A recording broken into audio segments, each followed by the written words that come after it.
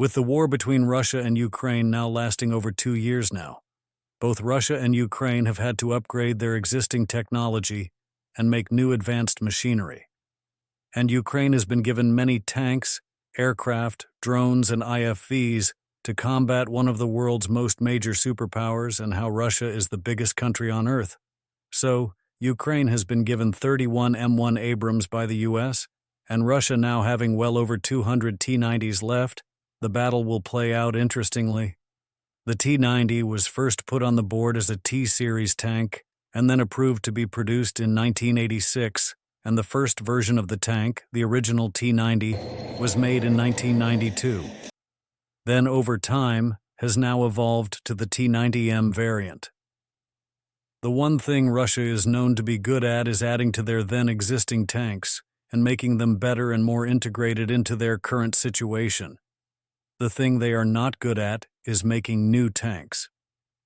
Even though the T-14 Armata was just made, before that, the last in use and heavily produced was the T-90 in 1992. So not including the variants of the T-90 like the T-90M, it's overall a 22-year difference as the T-14 Armata was only starting to be made in 2014. When it was fully ready and in full service was 2022, so that's a 30-year difference. But still, the T-90 has shown that it can last for that long and still be a great tank. But what makes the T-90 good on its own? Well, the tank is very light for a big MBT, being only 46 tons, making it fast for a tank at 67 kilometers an hour. And it has good suspension to make rough terrain easy to cross on, and has a great barrel stabilizer for angles that the tanks are at will not affect the barrel's position as it is locked into its target, and the turret is super fast with turning at 360 degrees in 9 seconds.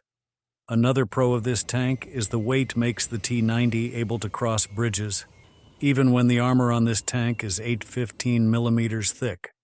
The tank uses the Russian Contact 5 explosive reactive armor, with depleted uranium for extra protection from bullets. Now to look at the offensive side of this tank, the cannon uses the 125mm smoothbore cannon, and it even has autoloader. The bullet the tank shoots is the APFSDS piercing rounds for armor penetration of the opposing tank's armor. So overall, the T-90 is a great competitor to the M1 Abrams. But the one bad thing about the T-90 and it's where the ammo is stored, as it's put in the turret, which takes heavy fire to stop the enemy's firing systems, so when it's shot, the turret often flies off and obliterates the tank crew and sends them flying in the sky while on fire. Now we're going to look at the other side other this battle, the opposition to the T-90, the M1 Abrams. The first variant of the Abrams, the M1, was put on for designing the tank in 1972 and was first largely produced in 1975 and put into battle in 1979. But for this comparison, we'll focus on the US MBT, the M1A2 Abrams tank.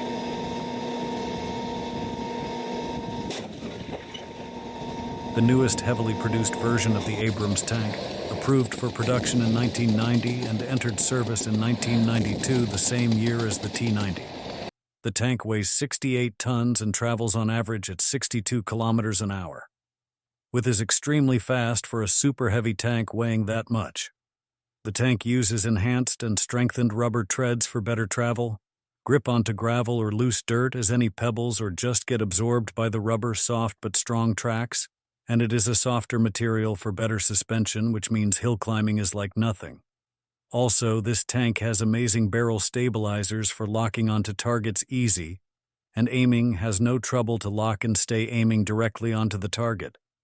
Also, turret rotation is great on this tank, turning 360 degrees in only 9 seconds like the T-90 turret turn rate, which is super fast when you consider all the extra machinery on the turret. Another extremely useful ability this tank has is being able to take multiple full tank rounds as the tank uses Chobham armor made by the UK. What makes this armor so good is the plating is made to withstand heat projectiles, as the ceramics are extremely tough, and enemy tanks have a hard time using their ammo and piercing tank ammo rounds as it can't penetrate the tank. The M1A2's armor is 700mm thick, but has extra layers to cover the outers of the tank. The cannon on this MBT is the 120mm smoothbore cannon. The cannon is incredibly strong and shoots super fast.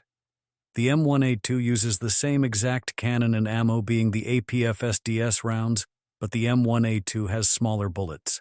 The turret on this tank is the M2 machine gun, shooting 12.7mm bullets with incredible firepower.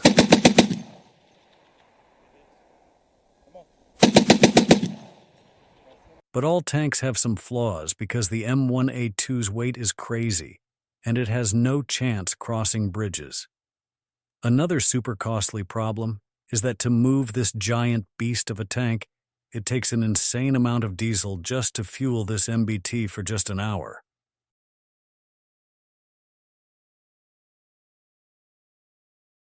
The question is, who would win? Well, T-90 rounds can't pierce the Abrams from anywhere under 40 miles, so to keep a close range and not get shot is hard. But with the T-90's heavy firepower and high speed, it might be able to not get hit. But the M1A2 tank has exceptional locking skills, as nobody can escape its sight, and the turret can stay turned in the completely opposite direction, which is hard for tanks to do.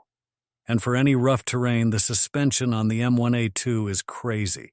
So with that being said, with the stats and overall performance of the tank, the T-90 would most likely lose, and the Abrams would come out on top once again. Subscribe for more military videos, because if you liked this video, why not subscribe? Thanks for watching this video, and I hope you liked it.